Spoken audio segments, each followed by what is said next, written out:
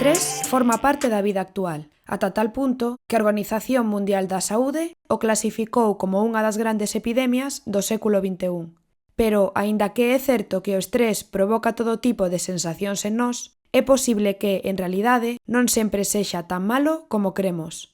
O estrés é unha resposta psicofisiolóxica natural do corpo, un mecanismo que se activa cando percibimos unha ameaza, un reto ou unha situación que require algo de nós.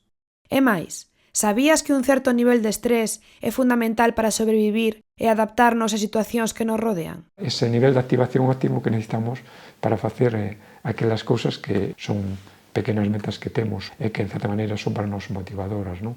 É superfrecuente o estrés, é dicir, porque é parte de nós, non? Cunha certa intensidade, en torno ao 70% ou máis de nós, en algún momento sentiron unha resposta de estrés, digamos, dunha intensidade importante, non? Acostuma a ser moi frecuente en determinado tipo de contextos, non? Por exemplo, de traballo, académicos, familiares, é dicir, normalmente en contextos que son máis exixentes, non? E é máis prevalente, non, nas mulleres, nas persoas adultas xóvenes e nas persoas con poucos recursos. É entendible que a mellor esos colectivos sexan máis vulnerables, non? É dicir, o estrés forma parte dos seres humanos. O problema chega cando esa sensación de alarma non se apaga, cando o corpo e a mente fican en modo alerta constante, e entón cando o estrés pode volverse crónico, e pasa de ser un recurso útil a ser un problema real para a saúde física e mental.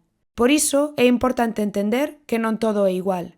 Hai varios tipos de estrés, os que fan dano e os que non. Hai o que se chama o estrés puntual, esa resposta de activación, non? Que o organismo dá ante unha situación puntual desa demanda, non? Hai o que se chama o agudo pero episódico. Este normalmente se dá xa con máis frecuencia e normalmente en persoas que teñen un estilo de vida moi demandante, non están un pouco así ao límite, non? E logo está o estrés crónico, que cando en realidade non, pois xa a persoa, pois ese nivel de activación excesivo eleva un tempo moi importante con ele e cando en realidad empeza a facer moitísimo daño a nivel psicolóxico e físico. E logo hai outras dúas clasificacións de estrés, unha que é o que lle chaman o euestrés, o estrés positivo. É funcional e adaptativo. Axúdanos a activarnos, concentrarnos, aprender e superar retos. En pequenas doses, o estrés empúrranos fora da nosa zona de confort e é o que nos activa cando todo o demais nos deixa quietos. Está moi relacionado coa lei de Yerkes en Dawson, non? Que é como unha campana de Gauss, que hai un nivel óptimo de activación, non? De feito, é fundamental para ter un bon rendimento, para mellorar a túa atención. E logo temos o distrés, que é o contrario, que é o estrés negativo, non? Que normalmente é cando pasamos ese punto óptimo de activación. Podemos caer nese estrés digamos, episódico, nese estrés agudo ou xa no estrés crónico. A nivel somático, sintes moita tensión, te sintes fatigado, podes ter cefaleas, problemas gastrointestinales. A nivel máis psicolóxico, fundamentalmente ansiedade, irritabilidade, ira, impotencia, frustración, sensación moitas veces de agobio, non? Tristeza, non? E a nivel máis de como se proyecta, non? No facer, non? Bueno, pois en asentismo, na procrastinación, no consumo de tóxicos, non? No aislamiento social, son típicas expresións de cando estás moi estresado, non? Como podemos mantenernos no eu estrés sin pasar ao estrés negativo, non? Bueno, pois o fundamental, reformular, non? As nosas actitudes de como pensamos sobre as cousas, non?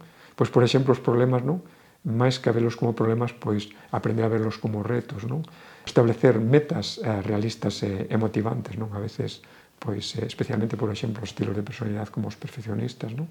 O cuidarnos, non? Levar un estilo de vida en general, pois, estructurado é super importante, non? A relaxación profunda, o mindfulness, non? A asertividade.